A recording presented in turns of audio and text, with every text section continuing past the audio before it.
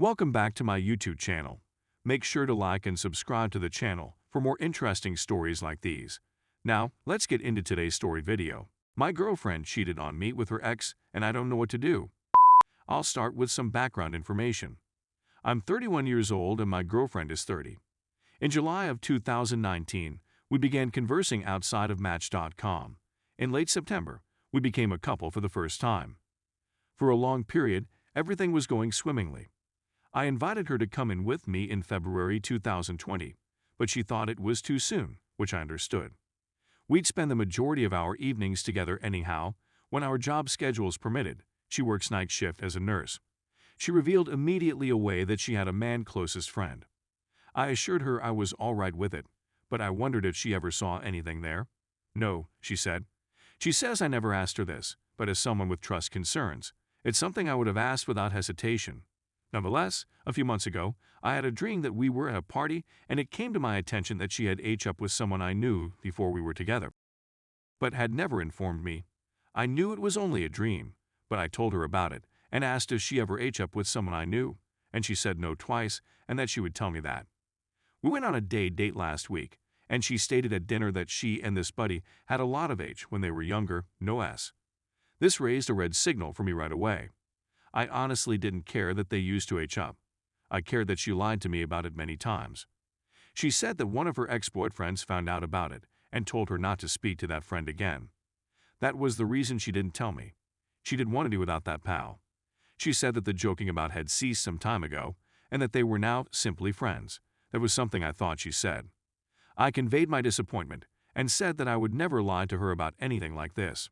I've always mentioned she had 24-hour access to my phone if she had any questions. This is still true today. She said the same thing and stated that she had nothing further to conceal. I asked her if there was anything more that would irritate me so much that I needed to know about because I couldn't take any more of that anxiousness. She said that she had given it much consideration and that she had nothing further to say to me. We've arrived at yesterday night. We were okay and had a wonderful Mother's Day with my parents coming over for lunch. She had to work that night and was hurrying about since she had taken a snooze before her duty. She had left her phone at home. Given that I had been considering proposing to her, I needed confirmation that our relationship was in good hands. I took out her phone, which is clearly not good. I simply assumed that if I didn't find anything, everything would be okay and I'd have no trouble proposing to her.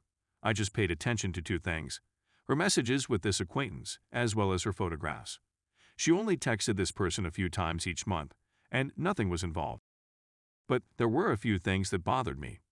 First, every text they exchanged before we began chatting in July 2019 was wiped, and her text history with him ended precisely there. He also referred to himself as her best buddy in quotation marks.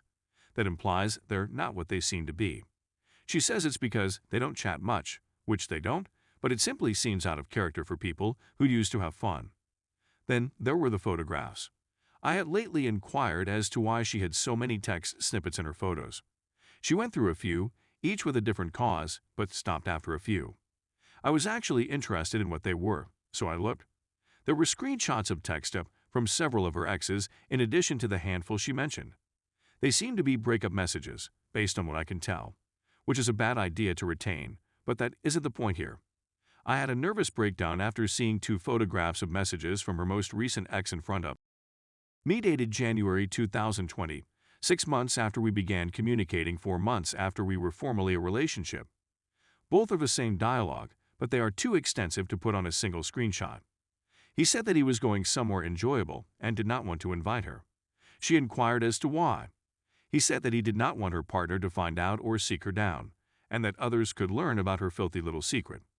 She informed him that he enjoyed being her filthy little secret, and that she had just spent 2 days at his place, and that it was just where she wanted to be. She inquired if he was bothered by the fact that she had a boyfriend. He answered he didn't have a crystal ball when she asked whether he felt they had a future together. That was the end of the screenshot. I questioned her on the subject. She said that she was still conflicted at the moment. This ex had ghosted her before we met, and he returned while we were dating. She informed me last week that they were chatting when we were starting dating.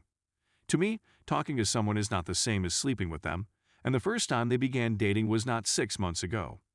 She claims she had completely forgotten the screenshots were on her phone. She claims that at this time, she loved me but was not yet in love with me. She said she didn't know what she wanted, but when she realized she wanted me, she ended her relationship with her ex for good. There was also the matter of the ex's daughter, to whom she became quite devoted. She became enraged and turned the situation around on me, claiming that it all occurred a year and a half ago, and that it shouldn't be a problem anymore. She stated she informed me she was dating him and that the specifics didn't important. I understand why she's upset that I looked through her phone, but I believe I had a solid cause to do so. I adore her and don't want to lose her, but I believe I'm nearing the end of my rope. She often expresses her want to marry and have children with me. I want it as well, but I don't want to be with someone who conceals everything. I'd appreciate it if anybody reading this could offer me some honest advice on what I should do, how I should manage things, or how I've handled things thus far. I'm completely lost right now. Sorry if I have a lot of language mistakes as well. My brain is simply not 100%. Please ask any other questions you may have. Story 2. I found out that my brother's wife cheated on him. My brother eventually revealed all of the information he had gathered from her phone. They have a 3-year-old kid, my nephew's name. While my brother was working in another nation, he was arranging visas for his wife and children. During that time, 2 years ago, when she was going for her mother's house with my nephew, she departed early, informing my family of a different flight schedule.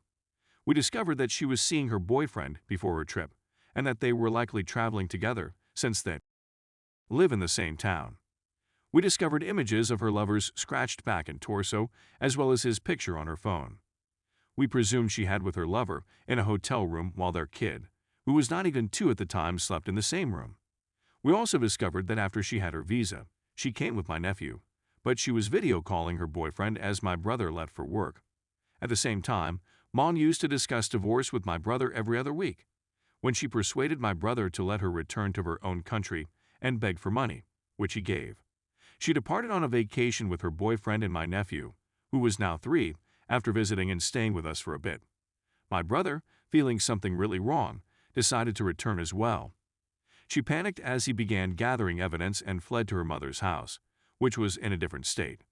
She was still going on dates with her beau. She went insane when my brother informed her family that she had cheated on him, denying the charges, putting her pals on the position, and forcing them to speak falsehoods. When my parents went to see their grandson, they observed how emaciated he had grown. They were received by her angry relatives, who scolded my parents and told them the worst things imaginable. When my brother discovered that she had not 1, but 2 affairs, one with someone close to her family, he informed her family. She went on and texted me about how we had stolen money from her, which we never did, as well as messages referring to the females in my family as WHing and other expletives and threatening to destroy our life. I discovered that she had repeatedly contacted and texted my mother. My mother, on the other hand, was not aware of the calls since she is not technologically adept, and I'm relieved she did notice. Of course, all of this had a significant impact on my family. I could sense sadness in my brother's voice as he told us everything. My mother was taken aback since she had never been insulted in such a way before. My father was astounded as well, and became hostile in her comments towards her. However, we had to calm him down. It was also a major surprise to me. I had trusted her, I had assisted her when she had little arguments with my parents, and I had refused to believe my own mother when my brother's wife assaulted my mother's foot. When my father called the cops, I shielded her, but my mother decided to withdraw the complaint. I protected her since she was going through the immigration procedure and a police record would prevent her from traveling. After that occurrence, my parents did not trust me for a long time. But once she returned to her own family, I learned more about her deceptive behavior. My unfortunate brother had to return from a very well-paying job. My family is now attempting to understand the laws as well as how to cope with a dishonest, cheating, manipulative lady, and how I may get custody of my brother's kid. What hurts the most is not being duped. What the poor kid would have to go through is what saddens the most. He can't even talk correctly, much alone understand what's going on around him. The questions he will have to answer in the future. I really don't want him to be psychologically harmed, but I'm worried the damage has already been done.